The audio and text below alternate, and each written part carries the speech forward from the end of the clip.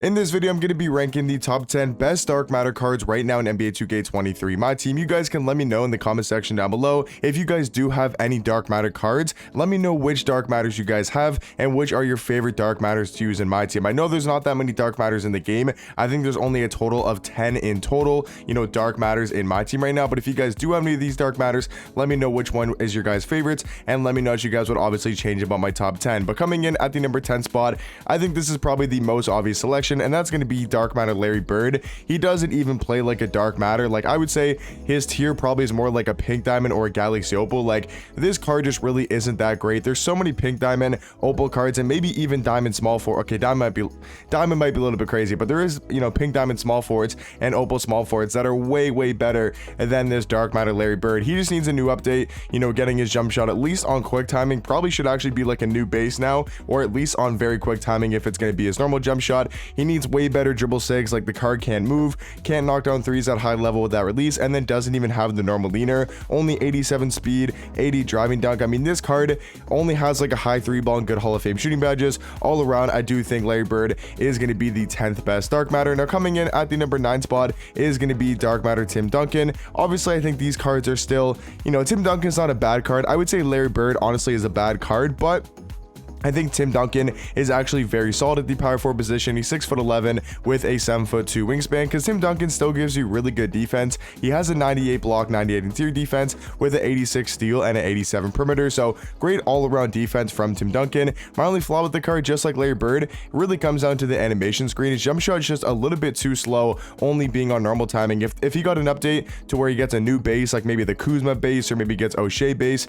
if he gets something like that on quick timing, his jump shot could be a lot better, or at least if he just keeps the same jump shot. If it was on very quick, I do feel like his jump shot will be a lot easier to green and a lot faster as well. But all around, I think Tim Duncan going to be the 9th best dark matter. Coming in at the number 8 spot is going to be the new level 40 for season 5, the dark matter Tyler Hero. This is where we start getting to some very elite dark matters. Obviously, some of these cards are the best in the game. I would say Tyler Hero is, maybe a top 5 point guard in the game. He's a 6'5" point guard, only with a 6'3" wingspan. I think that's a pretty big flaw about the card. His player model really isn't going to be the best in the game. Defensively, does have some pretty good stats, but I just think all around he's not going to play like great defense in game. And then you look offensively, I mean, that's where this card's going to be, pretty good. Like, that's where this Tyler Hero card's definitely going to succeed. He's got a 96 3 ball, 97 mid-range, pretty much every single Hall of Fame shooting badge in the game, and he's also got his jump shot on very quick timing, so he's got a great jump shot, and he's got some very solid sigs as well. He's got the MJ dribble style and the Steve Francis size up. So I mean, offensively, this card should be good. He's got the quick drops off one, as being his go-to dunk. So this card should be really good, at least animations wise. Only an 85 driving dunk. I'd like to see that a little bit higher, but all around, like I said, I do think Tyler Hero is the 8th best dark matter. Coming in at the number 7 spot, I was really kind of debating between Dr. J and Tyler Hero, and now that I think about it, I might honestly put Tyler Hero over Dr. J. I'm not exactly sure, because Dr. J is probably the more well-rounded and more complete card, but his jump shot is just a little bit slow, only being on normal timing. But I think as a card, you know what? I'm probably going to put Tyler Hero over Dr. J. I think he's just slightly better at that point guard position compared to Dr. J at shooting guard, because there's so many good shooting guards in my team where I feel like Dr. J isn't even a top 5 shooting guard in the game. Like, Mikal Bridges, you can make an argument, is better than this Dr. J card. So for me, I'm going to throw Dr. J at number 8, and then number 7 is going to be Tyler Hero. Just missing out of the top 5, honestly could make an argument to be the top 5 dark matter card, is going to be George Gerving. Now, he isn't actually available in game yet. I think he's 2,000 player cards, I believe, and I think the most someone's at right now is like 1,900, something like that. So maybe in the next couple weeks he will be available. He's an amazing shooting guard though. He's 6'7" with a 6'10" wingspan. I think he could actually be, like, we gotta see him in game, but he could be a top 2, top 3 shooting guard in the game. Like, after T-Mac, there's like Ray Allen, there's Billy Knight, there's Vince Carter, Scottie Pippen. After T-Mac, you can make an argument that this is the 2nd best shooting guard in the game. He's super elite, all around, can do pretty much everything on the court at a very high level. I would have liked to see maybe a little bit better defensive stats.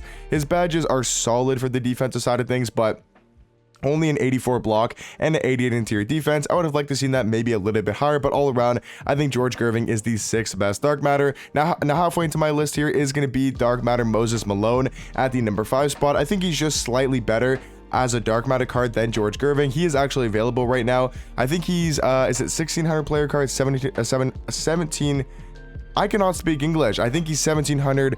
I don't know. You know what? I don't know how to speak English, but Moses Malone is the 5th best dark matter in the game. I think he's a really good power 40, 6'10" with a 7'2" wingspan. I mean, this card defensively is one of the best defenders in the game, at least for the power forward position. He's got a 97 block, 95 interior defense with a 92 steal and a 90 perimeter. He's great at finishing around the basket with a 90 driving dunk, 95 standing dunk, super athletic as well. Like, he's got 98 strength, 94 vertical, and 91 speed and 91 acceleration. So, I mean, this card, he has such good stats all around. And then jump shot, that Carmelo base, I feel like is actually really nice on very quick timing. I don't exactly know what Alec Burks upper looks like, but all around I think he should have a pretty good jump shot.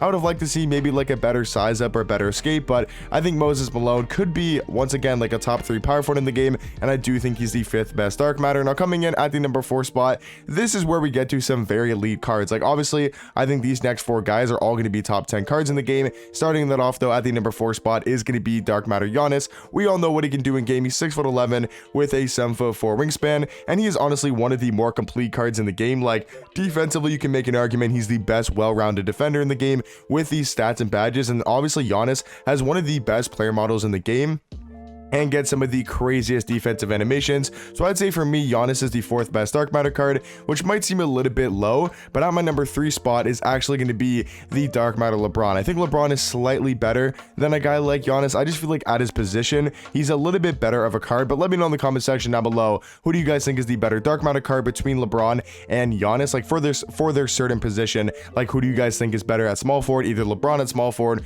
or Giannis at power forward? But I mean, this LeBron card, he literally has no flaws. I mean, the one flaw I might actually say for this card is surprisingly actually going to be his jump shot, because I found on his pink diamond version, I actually really like his release. I wish it was just on quick timing or very quick on his dark matter version, but they decided to actually give him the Kyle Korver base, and I just don't like this Kyle Korver base, at least with the LeBron upper. Maybe it's on a bad base if it's on somebody else with a different upper, but for whatever reason, I like LeBron's old jump shot a lot more. You guys can let me know if you have this LeBron card, if you guys prefer his old jump shot with his pink diamond version being the LeBron base and LeBron upper, or do you guys like the dark matter jump shot with the Kyle Korver base and the LeBron upper on quick timing? For me, I honestly like the pink diamond one a little bit more, but all around, this LeBron card legit has no flaws, and in my opinion is the 3rd best dark matter card. And then going into these next 2 promo cards from the Radiant drop is going to be dark matter D-Rob. I think he's the 2nd best dark matter in the game. I think it is close between him and LeBron and him and Giannis, but D-Rob is just so versatile at the power forward and center position, because he's probably the best power forward in the game, and he's easily the 2nd best center as well. So that kind of versatility in a card is super nice to have, and we all know D-Rob is one of the more well-rounded big men in the game, has a great jump shot, really good defensive stats, and can finish around the rim, and is one of the fastest, if not the fastest center in my team. And then coming in at the number 1 spot, I do believe this is the best dark matter in the game and the best card in the game as well, and that's going to be dark matter T-Mac. I mean, he is just so elite. I'm not going to go too much into him because I feel like you guys probably know, by now what this T-Mac card can do, but he's a 6'8" shooting guard with a 7'2" wingspan.